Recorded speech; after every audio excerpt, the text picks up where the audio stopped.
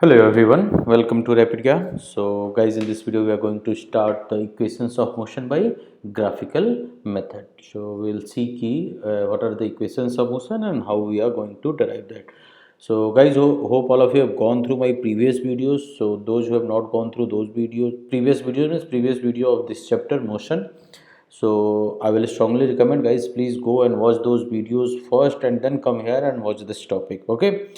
So let's start with that, and you can find the link of the playlist in the description section below. Okay, so now we'll start with the equation of motion. So what are equations of motion and how many equations of motions are there? So guys, just remember there are three equations of motion. There are three equations of motion. One is your v is equal to u plus at.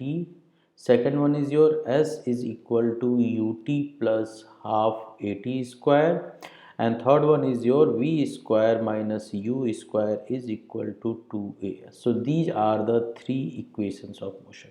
What is v? V is your final velocity. V is your final velocity. These things I have already told you guys. Okay, what is your u? U is your initial velocity. Just remember these words: initial velocity. A is your acceleration. What is your t? T is your time. T is your time. S is your displacement. If you remember, S is your displacement. Is there anything left? No. Okay. And what are their SI units? So SI unit of velocity, meter per second. Initial velocity, of course, both are velocities, so it's also meter per second. Acceleration, meter per second square. Time, second. Okay, and S as well as the displacement. Displacement is meter. So these are their, what you will say, SI units. Okay. Now, so these things are also called, so this is your generally it has been recommended as the first equation of motion, second equation of motion, and third equation of motion. Okay, so this first equation of motion you can find it out by drawing a graph. So by which graph you will have to draw the velocity time relation. So this is nothing also called the velocity time relation. Okay, so means v equal to u plus at is what? V equal to u plus at is nothing but your velocity time relation.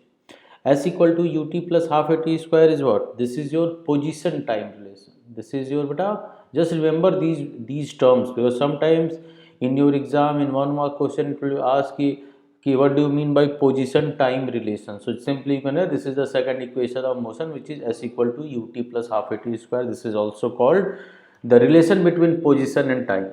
V equal to u plus at is called beta relation between velocity and time, and the last one is the relation between beta velocity and position. Relation between velocity and position. So this we can write it as position velocity relation. Position velocity relation. So these are the different names which we take, and I am telling you all these names because in the exam they can ask you question on any of the name. Okay, relation. So hope it's clear guys. So now we will start with the first equation of motion, which is velocity time relation, to prove that from where you are getting this. Okay, so for that first we will have to draw. So what we are going to start, I will write it here first. So we are going to prove velocity time relation. What we are going to prove, beta? We are going to prove velocity time relation. Okay, so I'm going to draw a graph over here. Just look at very carefully. So graph which I'm going to draw is your velocity time graph, which I have already explained in my last class, in my last videos. What is velocity time graph? So suppose this point is your O. I will take it as O, and now I'm saying your velocity, your initial velocity starts at point S. I will say A. Your initial velocity started at this point. Okay, so this y-axis is your velocity. This y-axis represent your velocity, and this x-axis represents your time. So I can clearly say this OA is equal to u. Correct? This OA is equal to u. Now from here it's starting, and of course when the time is increasing, velocity is also increasing. When the time is increasing, velocity is also increasing. Suppose velocity has increased from here to here to till this point. So this will be your velocity time graph. Okay, and I will say, okay, this point is your point B, correct? This point is your point B. Let me draw a perpendicular line from B to your x-axis, and let's call it D. Let's call it C. Let's call it C. A, B, C. Okay. So of course this, what is your BC? So BC, I will just extend B over here, and I will try to draw, make it cut over here. So let's, okay. So this is some point where it's cutting, and this point is your, I will say this point is your beta point. I will say let's take any point E. This point is your E. Okay. So what is OE? So of course you can see OE is equal to BC, which is nothing but your V, correct? And I will just draw one line over here which is parallel to this. Okay, and let's call this point as your D. Let's call this point as your, one second. So let's call this point as your point D. Okay, so of course this OA will be equal to CD. So of course if OA is U, so CD will also be U, and this OE is also called your BC. Okay, this OA is also called your BC, which is your point V. Okay, beta. Now see, now we will have to, if you look into this, so this BC, I can write it like this. BC is equal to BD plus DC. Can I write it, beta? BD plus DC. Yes, I can write it like this. So from here I can write BD is equal to BC minus DC. And what is your BC? BC is nothing but your V minus, and DC is your OA, which is U. So V minus U. Just write it equation. This I can write BD is equal to V minus U. Now if we know acceleration, so what is acceleration? Acceleration is, we know that acceleration is change in velocity. Guys, very important topic I am telling you. Okay, so change in velocity divided by, change in velocity beta divided by time, change in velocity divided by time taken. Okay, so in this case if I am going to find out the acceleration, so change in velocity means, so V minus U, V minus, change in velocity is what? V minus U means simply BC minus DC, correct? So change in velocity is what? Change in velocity is this portion, beta. This portion is your change in velocity, means BD is your change in velocity, because the total velocity V is BC and V minus U is your change in velocity. So here I can write change in velocity means BD upon time taken. So this velocity change has been taken in time OC, in time OC, correct? This change in velocity taken in time OC, and in time OC is what? OC is your T, time T. So this I can write BD T. And what is your BD? BD is nothing but, so now if from here if you find the value of BD, so you will get, but BD is equal to, this is A equal to BD, so A times T, correct? So now if you are going to compare your equation 1 with equation 2, here BD is equal to V minus U, here BD is equal to AT. So I can write V minus U is equal to, V minus U is equal to AT. So here I can write V is equal to U plus AT. This is your equation 1. This is your equation 1, which is your velocity time relation, V equal to U plus AT. You can check it from here. Here this is the first point, V equal to U plus AT. Okay, so hold on, let's move further. What was your next relation? Next relation is your The position time relation. Next relation is your position time relation, means where you will have to prove s equal to ut plus half a t square. So look here, with the same graph we will be able to prove that also. So we know that if you guys have actually gone through my previous video, so you know that if I will have to find the displacement from a velocity time graph, so how we are going to find that? So this we are going to prove your position time relation.